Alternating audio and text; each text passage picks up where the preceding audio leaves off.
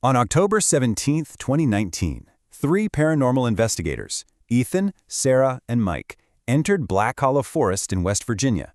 They were loaded up with night vision cameras, drones, satellite radios, you name it. And they promised their viewers they'd live stream the entire night.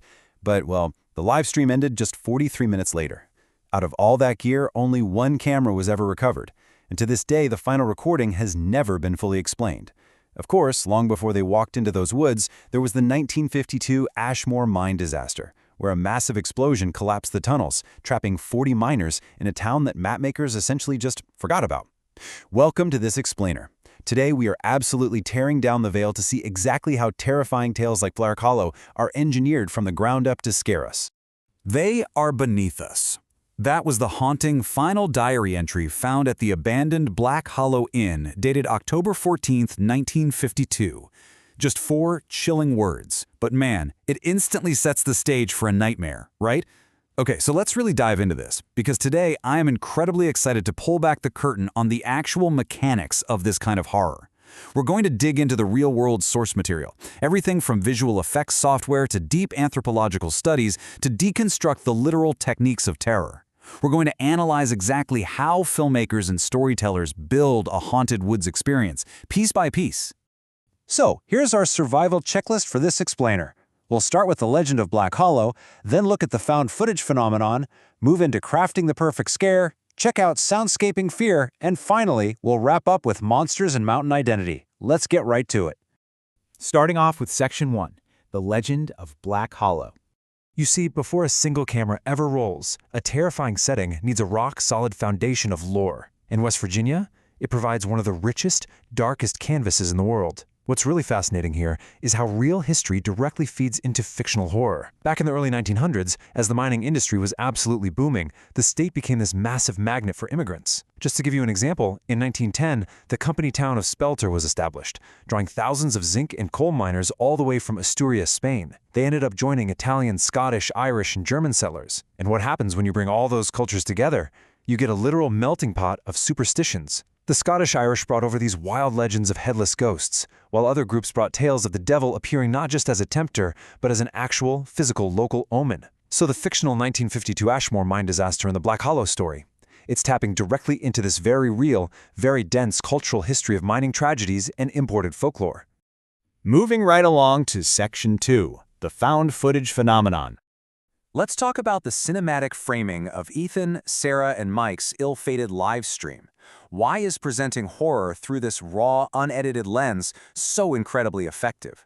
Well, the idea of found footage actually traces its roots back to literature, specifically epistolary novels like Dracula and Frankenstein. You know, stories told through diary entries to make them feel unsettlingly real.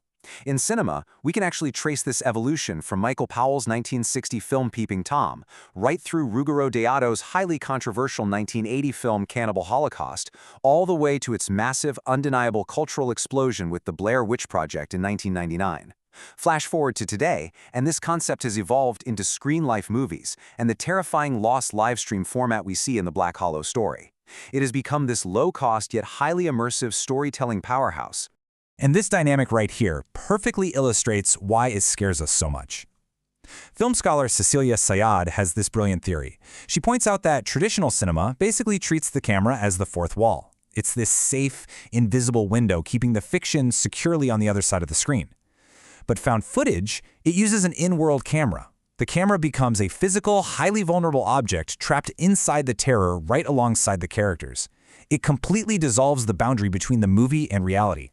Siad notes that the shaky, chaotic camera work subconsciously suggests that the film itself cannot contain the evil. Our anxiety spikes just as much from what the camera doesn't show as what it does. Which brings us to Section 3, crafting the perfect scare. Think back to our three investigators. About 20 minutes into their hike, they crossed an old, groaning wooden bridge into Black Hollow. Suddenly, their GPS froze. The drone completely lost signal. Every compass they had started spinning and pointing in a different direction. When filmmakers want to create that sheer, suffocating sense of isolation, they plunge the characters into pitch darkness and rely on night vision. But achieving realistic digital night vision in post-production, that is an absolute science. You are literally having to replicate the physical effects of infrared light hitting an image intensifier. Think of the intense cinematic realism in a movie like Zero Dark 30, where they actually shot through real, rehoused night vision devices, or Sicario, which used soft focus and optical vignetting to get the look right. In the Black Hollow livestream, when Mike's flashlight sweeps the trees and catches that pale, unblinking figure standing perfectly still, that gritty, glowing green aesthetic you're seeing is mathematically engineered to make you feel completely exposed. If you're compositing this effect in 3D rendering software, like the VFX experts at Blau Films do, the pipeline is actually fascinating. First, you set a directional light source directly at the camera's perspective, like a headlamp. Second, you add a Z-depth pass. This emphasizes the specific distance at which the night vision is actually optimal, which makes the deep background look terrifyingly obscure and murky. Third, you layer in heavily customized digital camera noise, think high ISO grain, to mimic a camera sensor violently struggling in the dark. And finally, my favorite trick, you add digital fireflies. These are tiny flickering black and white specks that create a rough, incredibly unsettling, organic aesthetic. All that visual noise literally tricks your brain into anxiously scanning the static for threats. All right, now for Section 4, Soundscaping Fear. Deep in those woods, Sarah whispered, "Did you hear that?" And somewhere in the pitch-black darkness, a voice whispered back, but it sounded exactly like her own voice. That spine-chilling moment relies entirely on meticulously crafted soundscapes. Hollywood sound designers, like Richard Adrian, who has worked on dozens of major horror films, utilize these massive, specialized libraries of audio cues to subconsciously manipulate our tension. We are talking about low, vibrating cinematic drones, primal heartbeats that literally sync up with your own pulse, jarring scraping metal impacts, and perfectly timed ghostly exhales. In the Black Hollow lore, the sound of sobbing echoing from the Ashmore mine isn't just a simple recording. It's a carefully layered cocktail of visceral audio cues specifically designed to trigger an ancient evolutionary fear response deep in the human brain. And finally, Section 5, Monsters and Mountain Identity. We've talked a lot about the tech and the film theory, but let's connect all these engineered scares back to the actual human element. The crucial thing to understand here is that West Virginia holds a uniquely dominant space in American monster mythology. A fascinating study from West Virginia University actually analyzed cryptid records across the entire Appalachian region. Out of 30 major cryptids cataloged in the book Eerie Appalachia, a staggering 7 of them belong solely to West Virginia. That is huge. We're talking about legendary, iconic creatures like the Mothman, the Flatwoods Monster with its glowing flame-shaped head, and the massive Grafton Monster. But if you look at the data, this isn't just about a community being afraid of the dark woods. It's actually about something anthropologists call folklorization, basically the commercialization of folk narratives. You see, locals don't just fear these myths, they actively, enthusiastically embrace them. The WV research highlights that for decades now, West Virginians have pushed back against negative media stereotypes by reclaiming their cryptids as a genuine badge of honor.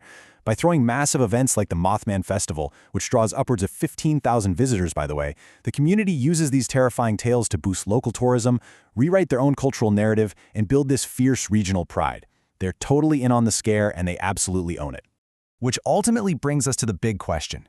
If we can deconstruct the visual effects pipeline, if we can mathematically analyze the sound libraries, and if we fully understand the psychological framing of the in-world camera, why are we still so drawn to the dark? As Ethan, Sarah, and Mike stared at that pale, motionless figure between the trees, their livestream chat exploding with frantic warnings right before the camera suddenly dropped to the forest floor and glitched to static, we have to wonder. I think we seek out the Black Hollows of the world because, despite all our logic, despite all our advanced technology, we desperately want to believe that there are still mysteries out there, just waiting for us in the fog. Thank you so much for joining me on this explainer. Until next time, stay curious.